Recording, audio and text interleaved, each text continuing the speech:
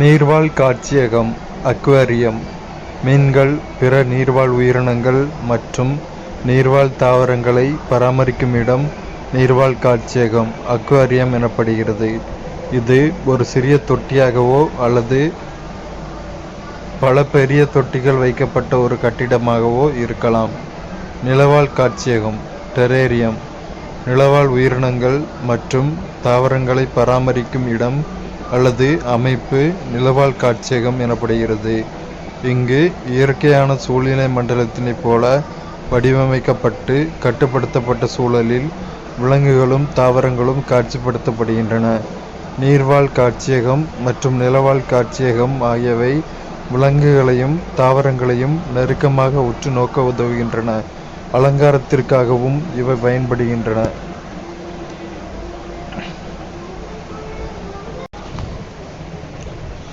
படைப்பாக்க மறுபயன்பாடு படைப்பாக்க மறுபயன்பாடு அல்லது உயர் சுழற்சி என்பது கழிவுப் பொருட்கள் அல்லது தேவையற்ற பொருட்களை உயர்தரமான மற்றும் சுற்றுச்சூழல் மதிப்புடைய பொருட்களாக மாற்றி பயன்படுத்துதல் ஆகும். நாம் ஒரு பொருளை உயர் சுழற்சி செய்யும் போது அதற்கு நாம் வேறு பயன்பாட்டினை தருகிறோம்.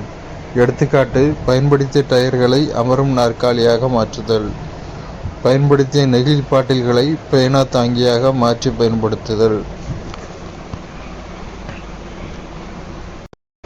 மனிதர்களுக்கும் தாவரங்களுக்கும் இடையேயான தொடர்பு மற்றும் தாவரங்களின் பொருளாதார பயன்பாடு ஆகியவற்றை பற்றி படிக்கும் அறிவியல் பிரிவு பொருளாதார தாவரவியல் எனப்படுகிறது.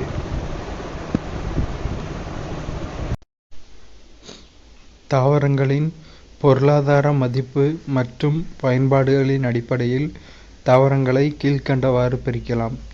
உணவு தாவரங்கள், நறுமண தாவரங்கள், மருத்துவ தாவரங்கள், நார்த்தாவரங்கள். உலக உணவு தினம் அக்டோபர் 16. அனைவருக்கும் உணவு பாதுகாப்பையும் சத்துணவின் தேவையையும் வலியுறுத்தி உலக உணவு தினம் கடைபிடிக்கப்படுகிறது. ஐக்கிய நாடுகள் அவையின் உணவு மற்றும் வேளாண் நிறுவன அமைப்பு ஒவ்வொரு ஆண்டும் ஒரு கருப்பொருளை மையமாக கொண்டு உலக உணவு தினத்தினை கொண்டாடுகிறது. இந்த